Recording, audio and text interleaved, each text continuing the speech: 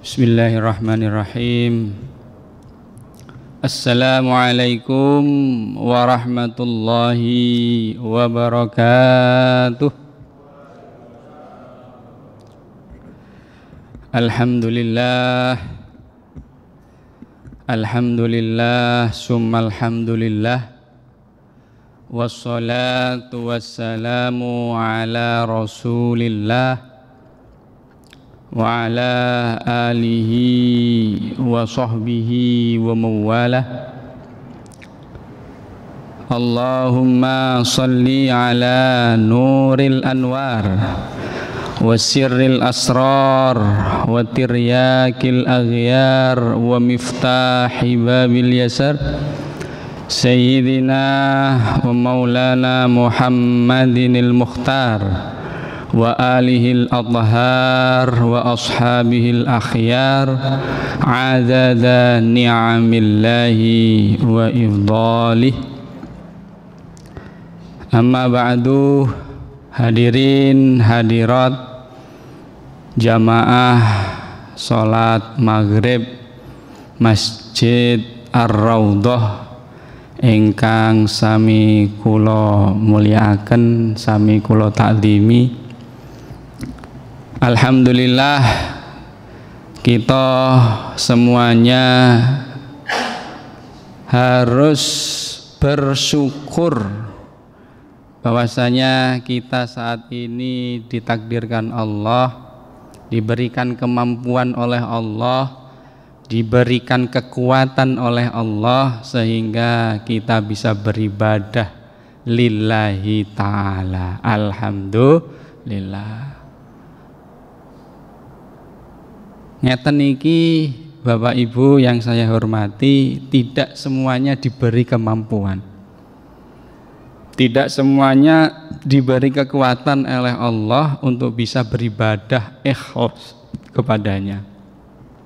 Apalagi setelah sholat jamaah, kemudian ngaji, kemudian nunggu sholat berikutnya. Ini kalau enggak orang yang benar-benar kuat, diberi kemampuan oleh Allah, tidak akan mampu.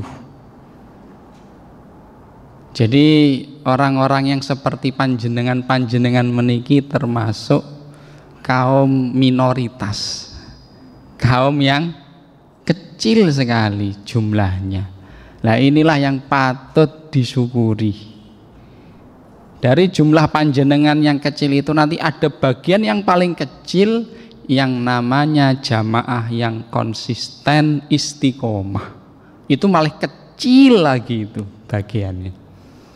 Jadi mudah-mudahan kita semuanya termasuk dalam bagian yang kecil itu. Mudah-mudahan kita semuanya bisa beribadah kepada Allah dengan ikhlas dan istiqomah. Bapak Ibu yang saya hormati, ada sebuah cerita ketika perang Tabuk. Rasulullah Shallallahu Alaihi Wasallam dan para sahabatnya itu melihat matahari ketika itu sinarnya itu tidak seperti biasanya, bersinar gitu. Jadi belum pernah matahari itu bersinar seperti itu. Saya juga tidak bisa membayangkan karena belum pernah terjadi, dan mungkin ketika terjadi itu kita tidak bisa melihatnya. Kemudian para sahabat takjub, bahkan Nabi Muhammad SAW itu takjub, ada apa ini? Jadi memang tanda-tanda kebesaran Allah itu bisa dilihat dari segala bentuk ciptaannya. Mungkin Bapak Ibu ketika melihat ada pohon bergoyang, kemudian terbesit dalam benaknya, ya Allah, siapa yang menggerakkan pohon ini? Ada matahari begitu terangnya atau begitu redupnya, siapa yang membuat seperti ini? Semua yang ada di dunia ini adalah tanda-tanda kebesaran Allah Subhanahu wa ta'ala. Wa min ayatihi. Jadi tanda-tanda kebesaran Allah, tanda-tanda, simbol-simbol kebesaran Allah itu semuanya ada di sekeliling kita. Tinggal kita mau atau tidak untuk melihat dan untuk mentadabburi bahwasanya ternyata Allah itu ada. Ternyata kita yakin bahwasanya yang menggerakkan semua yang ada di dunia ini adalah Allah Subhanahu wa taala. Kados ngeten iki, saya dan panjenengan kumpul jadi satu seperti ini dalam satu majelis seperti ini, siapa yang menggerakkan? Ini adalah saya yakin dari tanda-tanda kekuasaannya Allah. Maka ketika Rasulullah SAW melihat seperti itu, langsung beliau ada apa? Takjub. Beliau juga tidak tahu, tetapi beliau melihat ada tanda-tanda ini tidak seperti biasanya. Ketika itu malaikat Jibril datang kepada Nabi besar Muhammad SAW menginfokan. Ya. Kemudian Rasulullah SAW itu bertanya, wahai Jibril, ini ada apa ini? Kok matahari ini kok terangnya itu nggak seperti biasanya? Sahabat-sahabat semuanya ini takjub dengan matahari. Bahkan saya sendiri pun, kata Rasulullah SAW, takjub melihat matahari. Kemudian Jibril menjawab apa? Ketahuilah wahai Muhammad SAW bahwasanya salah satu sahabat meninggal di Madinah. Lah, meninggalnya sahabat itu banyak, nggak hanya ketika itu. Kemarin juga ada yang meninggal, sebelumnya juga ada yang meninggal. Tetapi matahari tidak bersinar seperti yang hari ini. Nah, kemudian Jibril itu melanjutkan jawabannya. Namanya Muawiyah bin Muawiyah al-Muzani wafat di Madinah. Kenapa? Kok bisa matahari bersinar seperti ini wahai Jibril? Karena Allah mengutus 70.000 malaikat untuk turun ke bumi untuk mensolati jenazah Muawiyah bin Muawiyah al-Muzani. Bayangkan Bapak Ibu, 70.000 malaikat. Jadi memang kalau orang meninggal kemudian keadaan sekelilingnya itu bahasane nggak sebaine, tidak seperti biasanya, itu pasti ada sesuatu amalan yang ia kerjakan selama hidupnya. Mungkin panjenengan bisa melihat, enggak harus sahabat, mungkin kiai-kiai, Gus Dur lah ya, ketika meninggal itu berapa ribu orang yang datang. Siapa lagi kiai-kiai yang mungkin panjenengan tahu, ribuan orang yang datang. Tidak mungkin beliau tidak mempunyai amalan-amalan yang itu menjadi tanda-tanda diridhoi oleh Allah Subhanahu wa ta'ala. Kemudian Nabi ini juga heran, kok sahabat namanya Muawiyah bin Muawiyah al-Muzani mboten terkenal. Biasa ngoten, ya salat. Ya, ketika itu memang lagi sakit, beliaunya nggak bisa ikut perang ketika di Tabuk. Nah, jadi sebelum berangkat memang beliau sakit, kemudian 10 hari setelah berangkat Rasulullah itu meninggal. Nggak terkenal, biasa orangnya. Ya, nggak kaya, juga nggak panglima, ya, biasa. Rasulullah SAW itu juga takjub, apa gerangan, amalan apa yang membuat Muawiyah bin Muawiyah al-Muzani ini diangkat derajatnya oleh Allah sehingga diturunkan 70.000 malaikat untuk mensolatinya. Jawabannya Jibril apa Bapak Ibu? Ternyata Muawiyah bin Muawiyah al-Muzani itu mengamalkan satu amalan, yaitu mendawamkan Qul huwallahu ahad, surat Al-Ikhlas niku didawamkan, istiqomah membaca itu pagi hari, siang hari, sore hari, malam hari, begitu terus, waktu duduk, berdiri, jengking itu. Ya Allah, ternyata gara-gara selalu membaca Qul huwallahu ahad. Kinten-kinten panjenengan niki hafal napa mboten surat Al-Ikhlas niku? Hafal nggih? Di luar kepala nggih. Sampai turu ngoten hafal pokoke. Qul huwallahu ahad, Allahus samad, lam yalid wa lam yulad wa lam yakul lahu kufuwan ahad. Niku terus Bapak Ibu. Kados ngeten niki dengarkan atine niku lho. Niku sambil membaca qul huwallahu ahad. Allah. Ya coba terbanter nggih. Engko dikira napa kalih. Sampai mboten enten sing sumerep itu kan berarti amalan sirrinya Muawiyah bin Muawiyah Al-Muzani. Jadi diam, kelihatannya diam tapi hatinya niku qul huwallahu ahad. Allahus samad. Lam yalid wa lam yulad wa lam yakul. Keluar dari masjid njukuk sandal qul huwallahu ahad. Allahus samad. Lam yalid wa lam yulad. Berjalan qul huwallahu ahad. Wis ngoten mawon. Nggih. Dadi mboten maos napa-napa niku mau diwirid.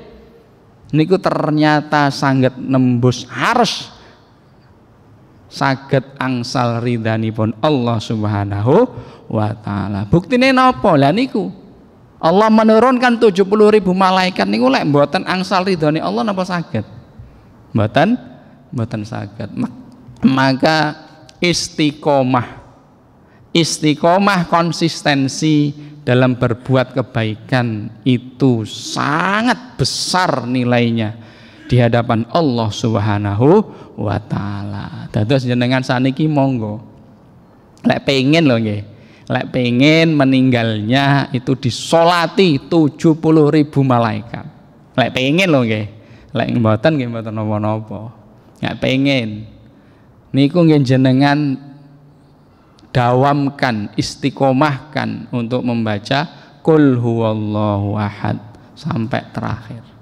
Qul huwallahu terus sampai meninggal. Nggih. Ya lek lali piye? Lek jeneng namine tiyang lali niku ya mboten ingat. Kalau lupa ya mboten usah. Dadi lek pas iling niku diwaos. Pas iling niku diwaos. Qul huwallahu ahad. Sakniki qul huwallahu ahad. Qul huwallahu ahad sambil ngerokok qul huwallahu ahad lam yalid wa lam yulad. Insyaallah niku insyaallah panjenengan konsisten istiqomah derajate seperti Muawiyah bin Muawiyah Al-Muzani. Dados apakah kita tidak ingin meninggal dalam keadaan seperti itu? Kalau memang itu tidak bisa ya mungkin yang lain. Ya, yang penting ada amalan istiqomah yang panjenengan perbuat monggo. Setiap hari sodako yang nggak ketahuan, pokoknya sing sirri, sing sampai orang lain tidak tahu, sampai bojone jenengan mboten sumarap, anake panjenengan mboten sumarap, terserah napa niku. Jadi konsistensi seperti itulah yang insya Allah bisa menembus arsy dan itu mendapat ridhonya Allah Subhanahu wa ta'ala. Nah terus barokah maos qul huwallahu ahad ngaten. Qul huwallahu ahad niku surat ingkang luar biasa. Nggih, sampai diwastani takdilu sulusal Quran, sepertigane Al-Qur'an. Maca qul huwallahu ahad ping sepisan niku padha karo maca sepertelune Quran. Lek maca ping telu padha karo sak khataman sak Quran. Niku saking fadilah luar biasa qul huwallahu ahad. Dadi lek panjenengan mumpami salat enten imam maos qul huwallahu ahad, oh seneng jenengan. Nggih, kedah seneng karena qul huwallahu ahad itu luar biasa. Ya. Tapi ngeten iki biasane enten penyakite. Penyakite tiang niku namine wa min syarri hasidin idza hasad. Dengki irian jaya niku. Dengki iri hasud hasad niku termasuk penyakit ati sing kedah kita waspadai. Jadi dosa pertama di atas langit itu ya dosa dengki niku. Hasud niku sing paling pertama. Gitu. ceritane iblis kalih Nabi Adam kan gara-gara iri to niku. Nah, iri duwe tanggane duwe mobil apik iri. Tanggane duwe bojo ayu iri, kan ngoten to. Iri niku biasane nggih ngoten-ngoten niku. Dan semua orang saya yakin cenderungnya pasti iri. Makanya kita harus waspada. Bagaimana caranya agar kita tidak iri? Ada obatnya dan ada caranya. Salah satunya adalah ketika kita iri, kita harus mendoakan orang yang kita iri. Iri ini kan saking setan. Kalau tanggamu bojone ayu, bojomu kaya ngono, awakmu kan ganteng, oleh bojo kaya ngono, kan ngoten biasane iri. Lah tanggamu niku lho wonge ya wis biasa. Ya kerjane serabutan, ganteng ora, tapi bojone ayu, kan ngoten. Iri maneh, dengki maneh, hasud maneh. Niku setan niku. Ya. Nah, ketika seperti itu panjenengan doakan, ya Allah, muga-muga tanggaku niki uripe barokah. Uripe slamet donya akhirat. Carane ngoten didongani. Enten karyawan apa rencange panjenengan, apa ibu-ibu niku nggih sing biasane gampang iri ngoten niku dijajal nggih. Dicoba untuk mendoakan orang yang diireni.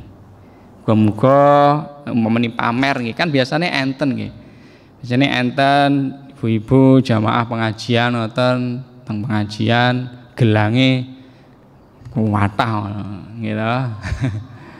Lah nggih gelange kuwatah ngeten niku ternyata kejadian tenanan ngoten niku. Enten niku buktine.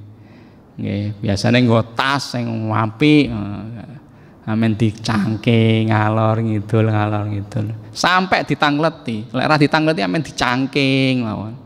Regane pira ta yu ngoten. Jadi iri dengki ini adalah sifatnya manusia yang harus kita waspadai. Caranya yang pertama adalah dengan mendoakan orang yang kita dengki. Niku semua orang, semua lini. Entah itu orang biasa, ulama, kiai, ustad, santri, wabah gadah ngoten. Nek ustad ngono kadang-kadang yo eleh kaya ngono aku ya iso. Ha ini kan dengki niku nggih. Dengki. Mamane ustaz diundang terus biasane dikai sakmene terus nang masjid liya dikai sakmene dengki iri kan ngoten. Ngoten niku, sedanten itu punya potensi untuk iri. Dagang nggih ngoten, pedagang nggih ngoten. Nggih, pedagang iri nek tanggane luwaris. Iki golek dongane ning kiai sapa to iki? Kan ngoten. Iki jambi-jambine apa to? Dengki. Lah orang dengki ngoten niku masyaallah, penyakit hati. Lah niku lek mboten diobati ya sampai meninggal akan dengki. Ya. Nonton cerita niku kan tiyang niku enten rondo ngoten niku punya anak 2. Meninggal dunia, kemudian anak 1 dan anak yang kedua diberi harta yang sama. Kebetulan laki-laki. Satunya ini dibuat untuk amal soleh bertambah. Satunya dibuat untuk maksiat. Kan ngoten nggih. Biasane ngeten niki neng keluarga ya, kakakku seperti itu atau adikku seperti itu. Akhirnya timbul dengki. Oh, kakakku diberi banyak oleh orang tua, aku kok tidak. Nah itu kan dengki, iri. Ya, kata ceritane Qabil Habil kan karena dengki dan iri nih, akhirnya menjadi pembunuhan. Makanya ketika ada orang mempunyai rasa iri dengki, kita harus siap-siap obatnya. Napa? Mendoakan. Jadi setan itu ben mangkel ngoten lho nggih. Baik ya aku kadhe wis siap-siap rembisi kon dengki malah ndongakne. Ngoten. Dadi njebak setan. Sing nomor kalih kita harus konsistensi tadi. Konsistensi niku artinya istiqomah. Istiqomah napa?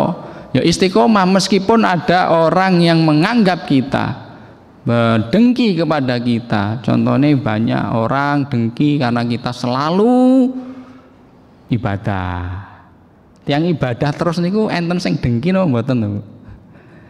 Tiang yang selalu jadi imam niku enten sing dengki napa mboten? Tiang sing selalu azan niku lho enten sing dengki napa mboten? Wadah. Teng desa kula nika Tulungagung nggih ngoten niku. Tiang niku wadan terus kerjaane. Adan terus. Mboten dinten adan.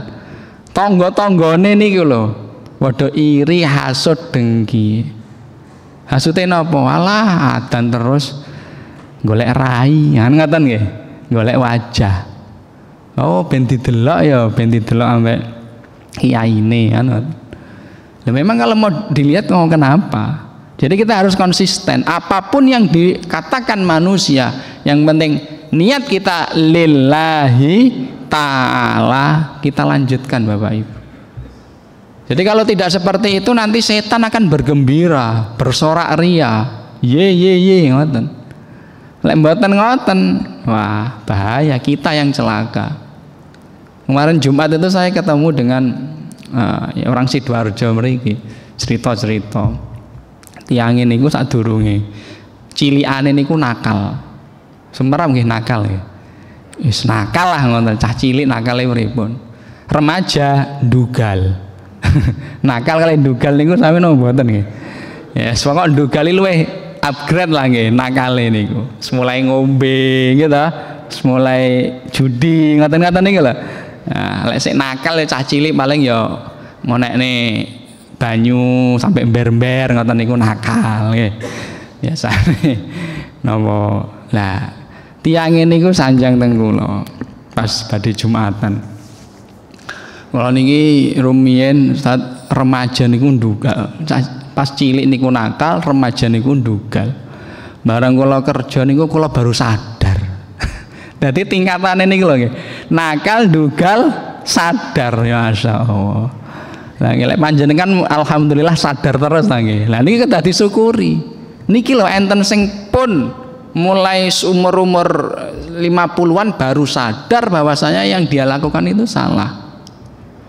Akhirnya dia berniat untuk mencari guru, dia berniat ngaji. Ngaji ini niku mulai alif ba ta sa. Alif ba ta sa. Golek guru teng pundi-pundi mboten sing cocok. Lah kok ndilalah enten ustad niku nggih. Niku tumbas griya ning sanding omahe.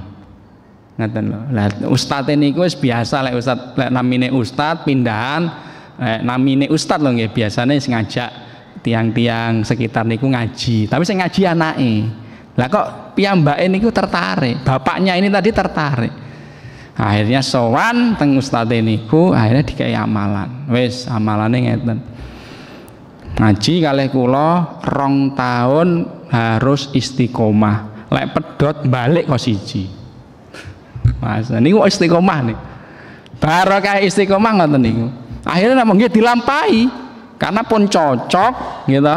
Pun cocok kados niku pun angsal hidayah, cocok ambek gurune. Akhirnya dilampahi karena ya cedek niku wau tangga. Nah, dilampahi 2 tahun mboten gang ngaji niku. Sampai piyambake ngeten. Kula niki Ustaz, asline pun saged nyambung huruf, tapi kalih ustaz niki sesuk ae ngoten. Kula dalam hati niki kadang-kadang ya mangkel, wah aku wis iso ngoten. Nah, tapi kula nggih sadar wah iki mungkin amalan kula.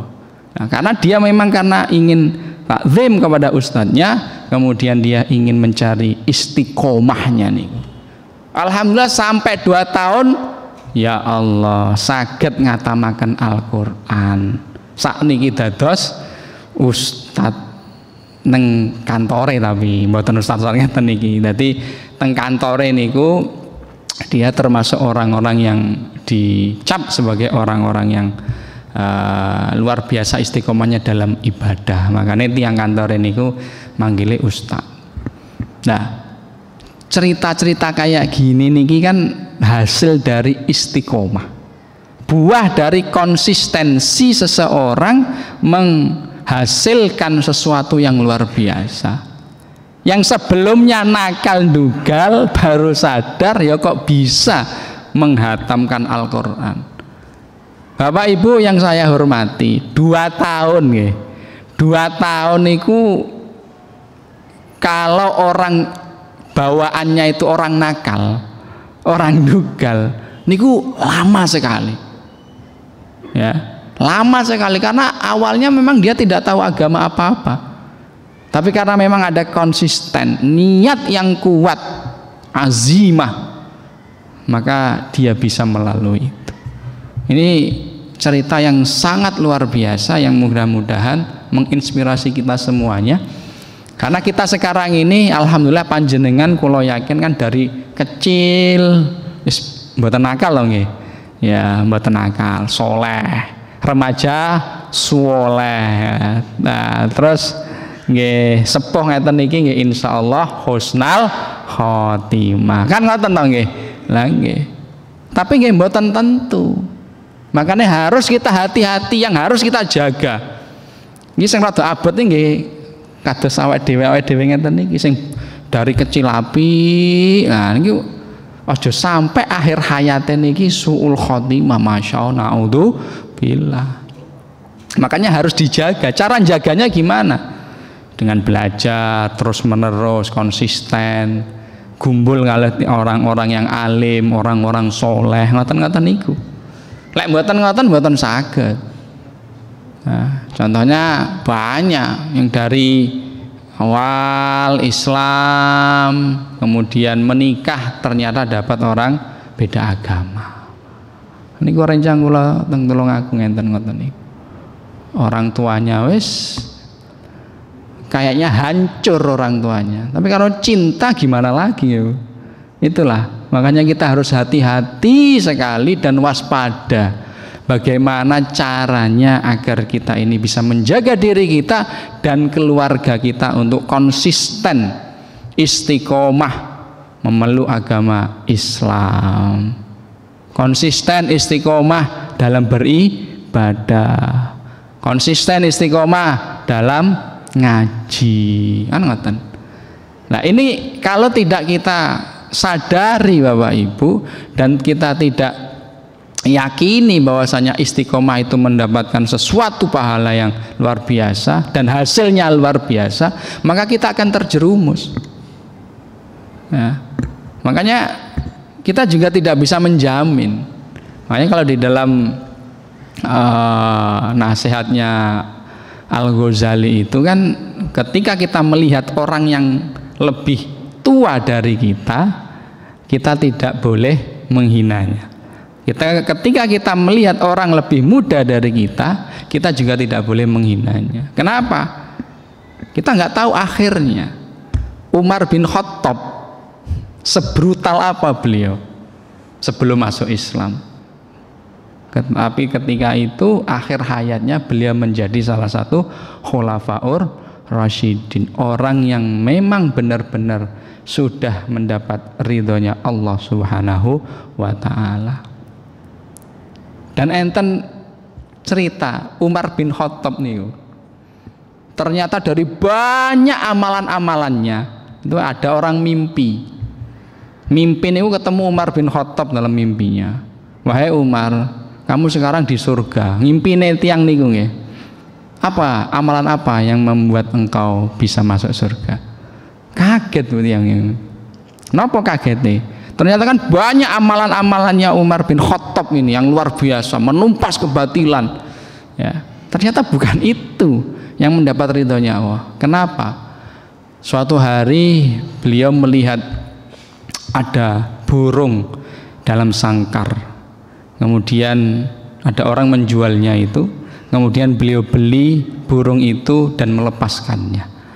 Nah, amalan itulah yang menyebabkan ridhonya Allah. Amalan itulah yang menyebabkan dia masuk surga. Jadi kita juga tidak bisa sombong Bapak Ibu dengan amalan kita.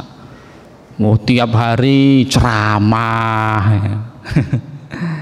Kadang-kadang kan kadang-kadang Ya bukan kadang-kadang, memang harus takut ya. Satu sisi ud'u ila sabili rabbik, satu sisi kabura maqtan indallah antakulu malah taf'alun, antakulu malah taf'alun. Satu sisi kita disuruh untuk dakwah, satu sisi kita kalau tidak melakukan apa yang diomongkan, dosanya itu luar biasa. Makanya kita mari sama-sama mengaji seperti ini kan dalam rangka untuk saling mengingatkan. Wa tawasau bil haqqi. Bagaimana kita saling mengingatkan kepada kebenaran.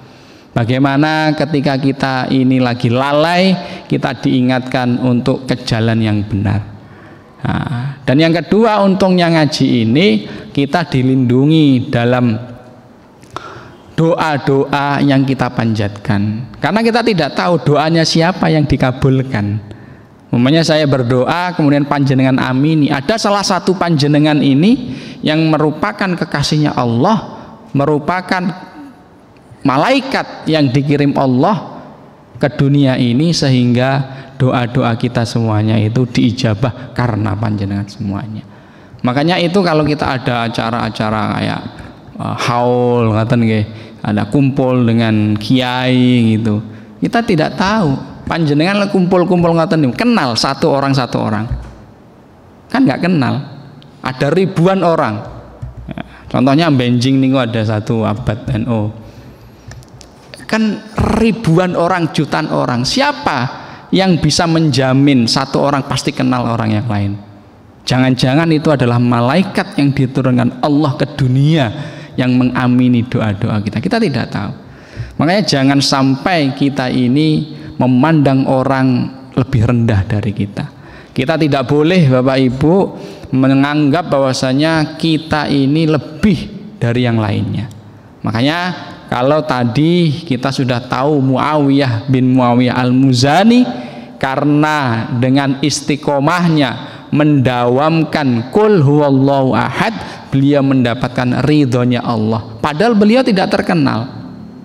Bahkan Rasulullah itu kan takjub, kaget, berarti kan bukan orang terkenal, ternyata mendapatkan kemuliaan seperti itu.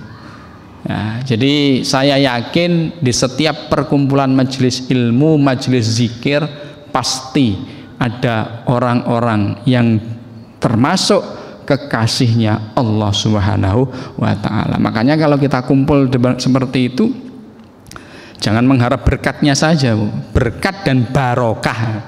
Berkat penting memang nggih. Ingat nggih napa niku, kalau pulang itu ngetok pintu kalau nggak ada berkatnya kan, nah, wassalam itu nggih. Yang kedua itu barokahnya itu. Ya karena itu tadi kita tidak tahu yang hadir di situ jangan-jangan ada kekasihnya Allah. Dan di dalam hadis qudsi banyak sekali yang menerangkan bahwasanya Allah itu ketika menguji hambanya itu menurunkan malaikat.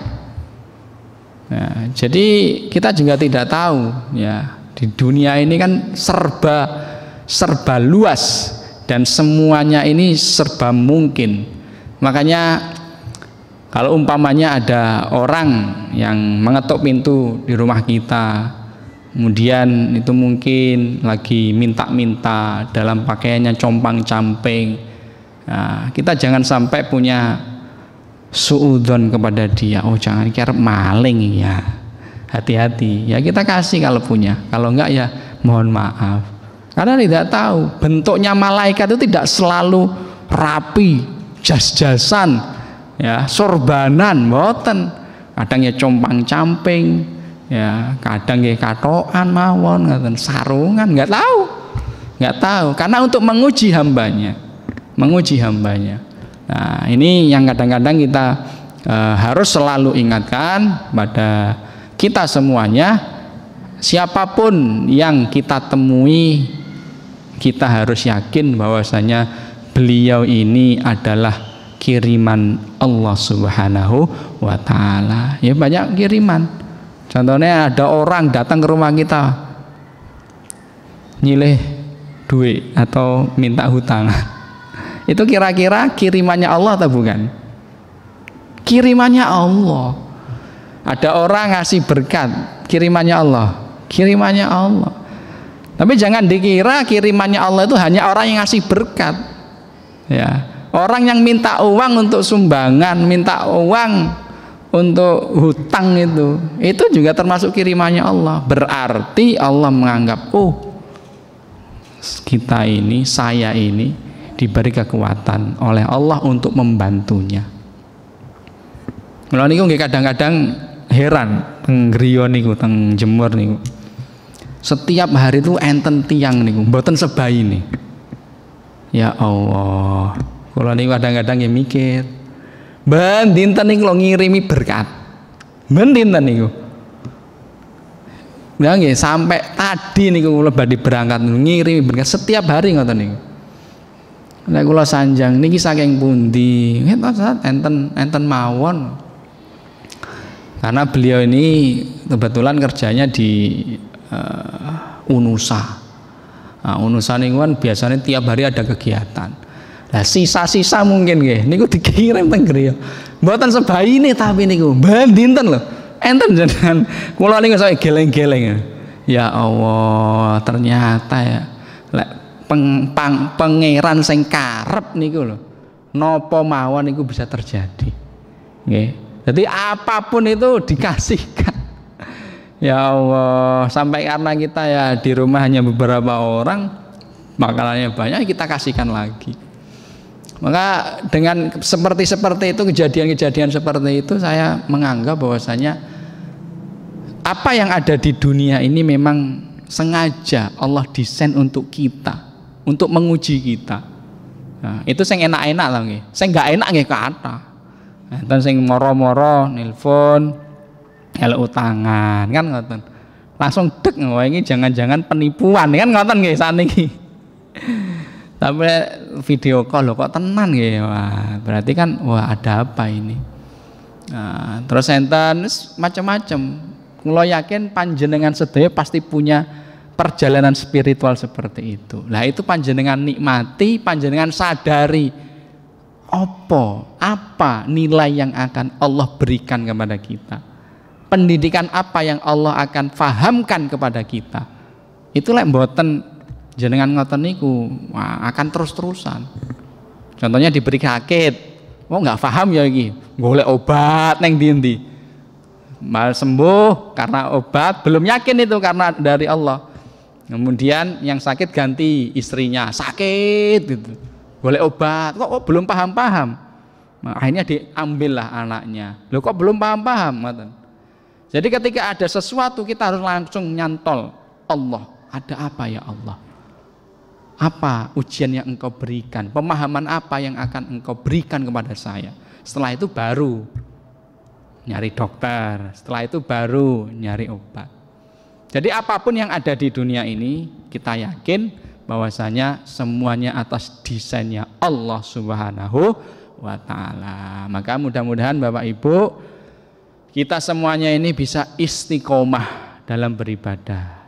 Mudah-mudahan kita dan orang-orang yang kita cintai itu semuanya mendapat ridhonya Allah Subhanahu wa Ta'ala, dan kita semuanya mudah-mudahan urusan-urusan kita semuanya mudah-mudahan selalu ditulungi Allah Subhanahu wa Ta'ala.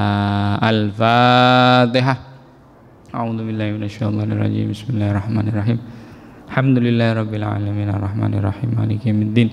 Iyyaka na'budu wa iyyaka nasta'in. Ihdinas siratal mustaqim, siratal ladzina an'amta 'alaihim ghairil maghdubi 'alaihim waladdallin. Amin. Ngapunten menawi enten kesalahan, kelepatan, mugi-mugi kita saged nyambung di lain hari. Billahi taufik wal hidayah. Wassalamualaikum warahmatullahi wabarakatuh.